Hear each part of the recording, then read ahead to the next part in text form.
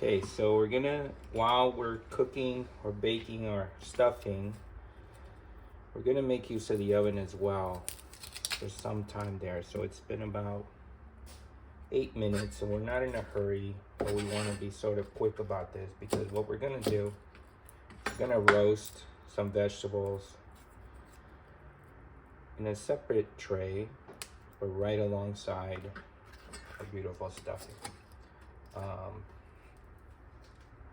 What we want to do is make sure that these guys are peeled. So we had some more garlic. Remember from our prior conversation, we had saved some garlic for our next recipe, our second side dish for this great holiday meal. And we're gonna make a special carrot soup. So we're gonna roast some garlic, onion, and carrots. And hopefully that's something that you like. There are a lot of vegetables out there that you can pick from the point of view of side dishes. You want to mix it up a little bit. Most people use mashed potatoes. It's a classic. But you end up with two heavy sides. Can be a bit much, especially with your main course. If you're cooking ham, you're cooking beef, you don't want to overwhelm your guests. And so what you want to do is, what I recommend is mix it up a little bit.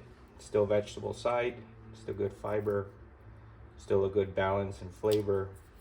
And also from a presentation point of view, I think the colors are great with carrot dishes this time of year. You know, the fall and the gray. And don't worry about the perfect clove of garlic. You can get there. Ultimately, it's what's inside that counts, like in everything.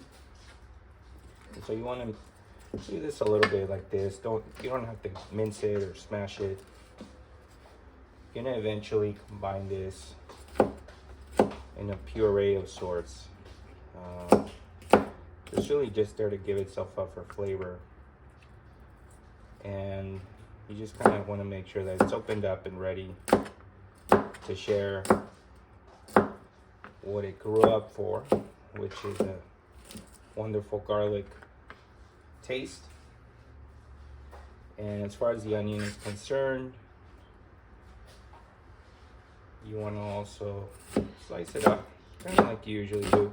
Make sure that this is still something you can handle. Don't go too small. Break it up, because what we're gonna do is we're gonna put this in a sheet. We're gonna roast it. I'm not gonna add as much onion to this. I want to make sure that the carrots definitely are the star of the show. I'm gonna peel to the side here. Remember, with peeling, don't press down too hard. Let the peeler do the work. Take as little off as you can. I already pre-rinsed these carrots and washed them a second time.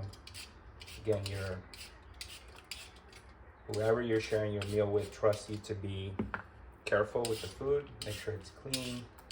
Make sure you don't have any stems in there where there shouldn't be any. Make sure things are properly cleaned. And sometimes you get things that are really fresh, but you might have some dirt from the farmer's market, the packaging. You know, if you ever see where vegetables come from, you know that it's not a place where you would normally not have things like dirt, bugs. Bugs are an important part of making plant life. A little bit different from pests, but somewhere between the farm and you, maybe something wanted also to eat what you had. So you don't want those. You want to kind of cut the tops off in the tip. And get rid of this. Save it for your compost pile. You're gonna go halfway. Careful not to go off track with your trusty knife. I'm gonna go halfway, and then I'm gonna show you kind of where it's gonna go.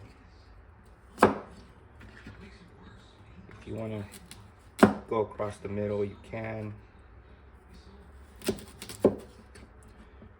And then this guy's thin enough where we don't need to do that. So then what I like to do is go, depending on the pieces, you want to go at a side. And again, if you were serving these directly as a side dish, you might want to cut the entire carrot crosswise. Our goal here is to open it up with as much surface area as you can, but still being about the same size as the onion pieces, so that when we roast, you see here you have a diagonal cut, and that way you have much more surface area. It's not really a landmark insight, but I just wanted to share with you what I like to do, just in case it may help you. You can't really go wrong. You can go this way. Totally up to you. The point is that you gotta go, you can go sharper angles like that, really long. And again, if you were using this for roasting the carrot, going straight from the oven to the plate, you probably wouldn't cut it in half first. You would probably just go across and kind of like this, but then you would probably go a little bit thinner, and that's what I'm doing here. So the whole point is to have a good 8 to 12 slices per carrot. And what we're gonna do is, if you can visualize it, we're gonna put all this stuff in a sheet and roast it. And what we want to do first is toss this in the sheet. And don't worry, that's not the whole side of the whole slate of ingredients for the soup mixture. There'll be some tomatoes and some juice added. But what we want to do is put this in here.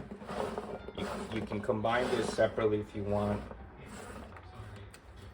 In another sheet, you want to salt it, and this is always a matter of preference. I like to go a little bit over like this, just because I know that you kind of need that help. You're gonna go a little bit like this, make it sort of rain like the holidays.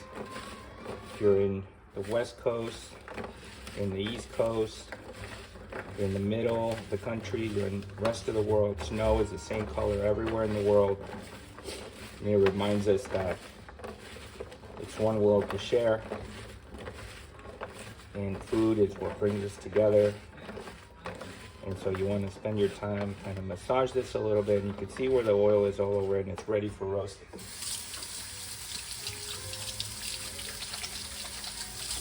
Now that we have this, we can sort of split this up and put this alongside our stuffing mix and roast.